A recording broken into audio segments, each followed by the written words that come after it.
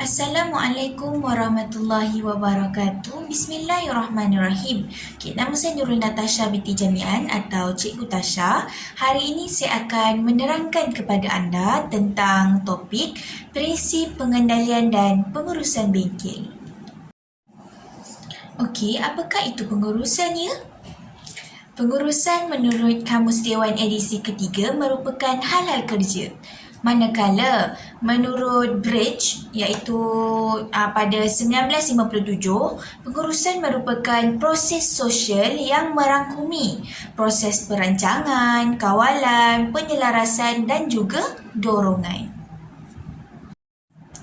Seterusnya adalah saya akan menerangkan tentang tujuan kepada pengurusan dan pengendalian bengkel. Tujuan yang pertama adanya pengurusan dan pengendalian bengkel ini adalah untuk mengelakkan pembaziran. Pembaziran daripada segi apa? Pembaziran daripada segi tenaga dan juga masa. Kerana dengan adanya proses mengurus dan mengendali, tugasan harian akan dibahagikan sama rata antara pekerja. Justru ia akan mewujudkan kerjasama serta membolehkan aktiviti harian berjalan dengan lancar serta menjimatkan masa. Tujuan yang kedua adalah untuk menjamin keselamatan. Hal ini kerana pemantauan terhadap keadaan atau tugasan di bengkel akan sentiasa diadakan setiap masa oleh guru yang bertugas. Tujuan yang ketiga adalah untuk mewujudkan suasana pembelajaran dan pengajaran yang kondusif. Selain itu, mengurangkan kos pengeluaran juga merupakan antara tujuan adanya pengurusan dan pengendalian bengkel.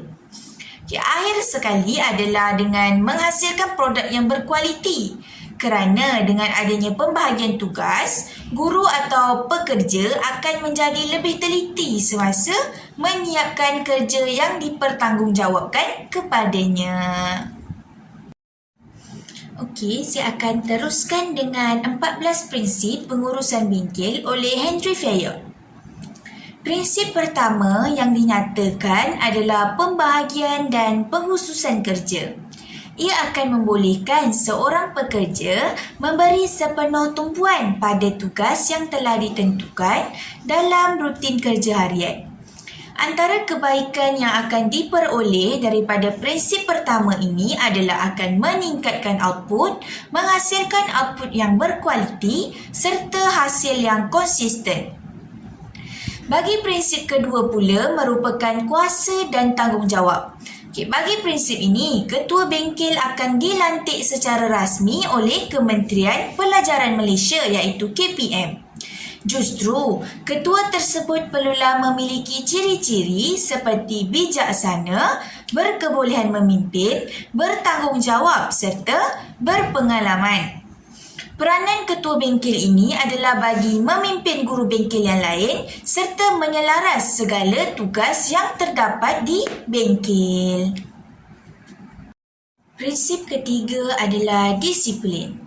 Disiplin merupakan antara cabang terpenting dalam pengurusan bengkel. Hal ini kerana ia akan memastikan pentadbiran dalam sesuatu pengurusan itu berjalan dengan lancar. Antara ciri disiplin ini adalah kepatuhan, taat setia dan juga hormat menghormati. Seterusnya adalah kesepakatan dan perintah iaitu unity of command. Pekerja perlu mematuhi dan menerima arahan daripada ketua tanpa mempersoalkannya. Hal ini penting bagi menjaga kebersihan dan keceriaan bengkel. Kesepakatan dalam arahan atau utility in direction merupakan antara prinsip yang ditegaskan oleh Henry Fayol. Dalam prinsip ini, ketua perlu mempunyai rancangan aktiviti bagi pekerja bawahannya untuk mencapai objektif yang sama iaitu kemajuan bengkel. Kepentingan peribadi kurang daripada kepentingan keseluruhan. Hal ini kerana apabila melakukan tugasan di bengkel, urusan peribadi perlu diketepikan bagi memastikan kerja berjalan dengan lancar. Prinsip ketujuh dalam pengurusan dan pengendalian bengkel ini adalah penghargaan.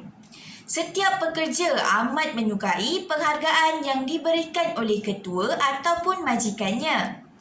Justru, penghargaan atau penilaian yang diberi kepada pekerja perlu adil berdasarkan prestasi kerja mereka.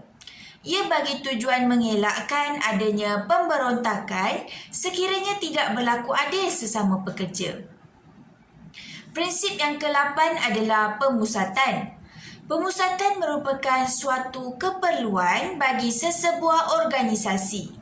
Ketua perlu menggunakan kebijaksanaan dan pengalamannya bagi menguruskan pemusatan dalam aktiviti berkaitan pengurusan. Ia akan mengelakkan daripada memberi arahan berulang atau kerap kepada pekerjanya.